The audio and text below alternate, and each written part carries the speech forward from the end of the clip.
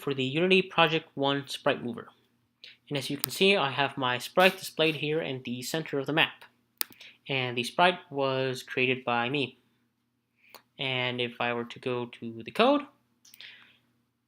I have a input.getKeyDown for the Q button, escape button, space button, P button, and for the arrow keys with the left shifts. And with the arrow keys and the left shift, that is actually working under a AND operator. And that's where input.getKey comes along, because that's placed after a OR operator. So as you can see over here, I have OR, and then I have input.getKey for the arrow keys and the left shift. And if I were to scroll back up, over here you can see that I have a line of code that essentially states the horizontal movement vector and also allows you to move the sprite left or right.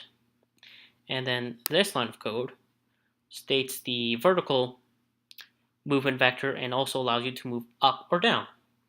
And if I were to go back to Unity and scroll down on the sprite, you can see that you can actually adjust the speed of the sprite to whatever number I guess you really want.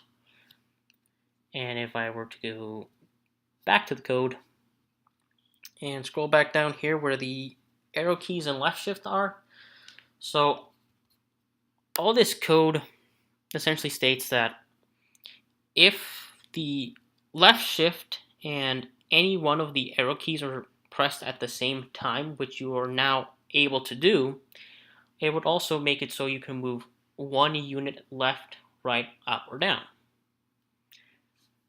And if I were to scroll back up, you can see that there is the input.getKeyDown, which is for the P.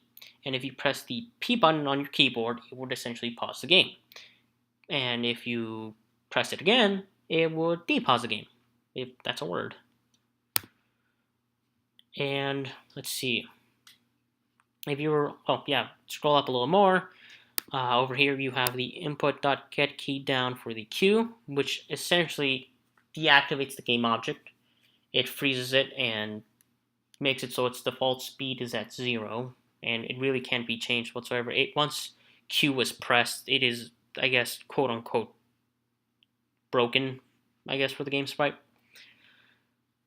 And then if I scroll a bit down over here, the input.getKeyDown for the escape button. So this line of code makes it so once you press the escape button on your keyboard, it will make it so you just exit out of the application instead of going through a menu or whatever, or putting your mouse cursor to the red circle or the X to close the application. If all you have to do now is just to press the escape button, and it automatically just closes the application. And when it comes to bugs, there isn't really any bugs or errors. Everything here worked as intended. You can move left or right. You can move up or down. You can use the Q button on the keyboard, the escape button on the keyboard, the space button, the P button on the keyboard. And you can use the left shift and any one of the arrow keys to move a unit up, down, left, or right. And let's see the comments. So yeah, the comments. As the comment states, every comment above the line of code essentially describes what that line of code is. So for example, I have a line of code here that states, this line of code allows the user to move the sprite left or right. And the code, which is what describes the line of code below it, which is what it's intended to do. So there's comments for every line of code or block of code. Or up here, there's comments here to describe what I suppose every variable, such as the float or the boolean, is, and to make it so the script recognizes that there is a rigid body 2D. And to the project organization, as you can see here, I have my project, I suppose, as organized as possible.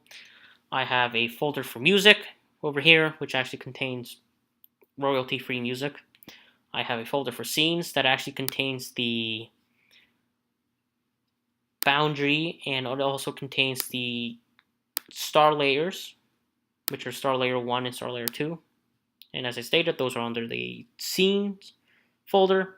And then the script folder has the script that actually makes the sprite move.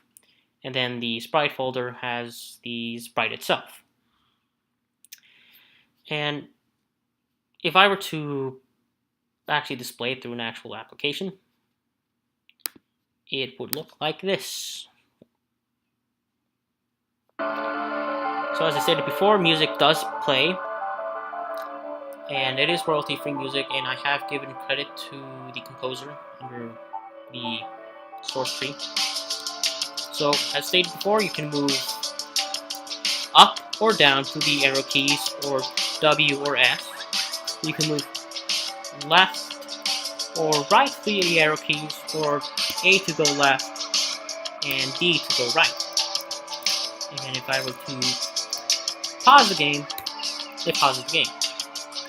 And if I were to press the space button, it resets the sprite to the original position, which are the coordinates 0, 0, 0. And with the left shift and the arrow key, so if I press the left shift and one of the arrow keys at the same time, each arrow key is designed for a specific direction. So if I press left shift and the up arrow key, I move 1 unit up. Same goes for the right arrow key, down arrow key, and left arrow key, if the left shift is also pressed at the same time. Or, both together. And for the Q, this essentially, quote-unquote, breaks the game, as the sprite cannot move. It is essentially just broken. You can put it back to its original position, but you have no control over the sprite whatsoever. It's broken. And to try out the escape button, once I press the escape button, it just escapes you from the application. And that is all for the project video.